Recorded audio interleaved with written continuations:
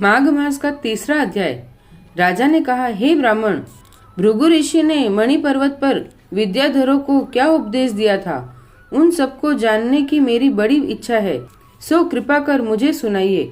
वशिष्ठ जी बोले, हे राजन, एक समय 12 वर्ष तक वर्षा न होने से वह सूखा के कारण प्रजा त्राही त्राही करने लगी।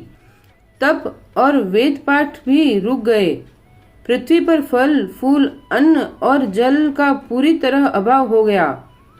तब भृगु, जो अपने आश्रम को त्याग कर अपने शिष्यों के साथ हिमालय पर्वत पर चले गए, वहां कैलाश पर्वत के पश्चिम की ओर मणि पर्वत के नीचे के भाग में स्फटिक शिलाएं हैं। मध्य की शिलाएं नीलकंठ पक्षी के समान है।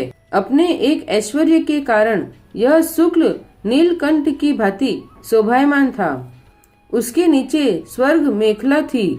इस छवि के कारण वह पीतांबरधारी कृष्ण की तरह शोभित होता था।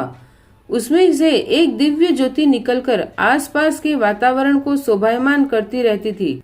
पर्वत की कंधराओं से किन्नरियां तान उड़ाती घूमती रहती थी।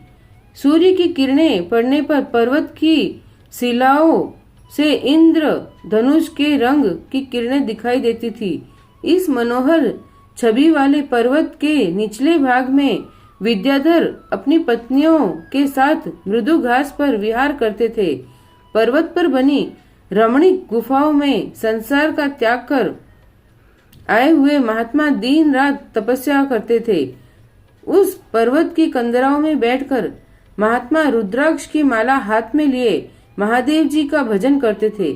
चारों ओर का वातावरण सुंदर एवं शांत था। झरनों से गिरने वाला जल कल कल शब्द करके बहता रहता था। उस पर्वत की कंदरा में हाथी अपने बच्चों के साथ दिखाई देते थे। प्रत्येक पशु पक्षी मानो हर बोलियां बोलते थे। देव यज्ञ अप्सरागण किन्नर आदि विहार करते थे। राजा ने पूछा, हे मुनि, यह पर्वतराज बहुत ही आश्चर्यजनक है। वह कितना ऊंचा और कितना विशाल है। वशिष्ठ जी बोले, यह पर्वत 36 योजन ऊंचा है।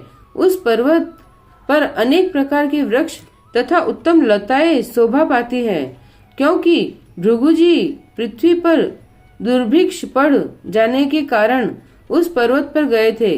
अतः उस पर्वत के वातावरण को देख अति प्रसन्न हुए। उन्होंने उसी पर निवास करने का विचार किया। एक सुंदर कंदरा में वे निवास करने लगे और भृगु जी तपस्या करने लगे। माघ मास का तीसरा अध्याय समाप्त। श्री राधे कृष्ण।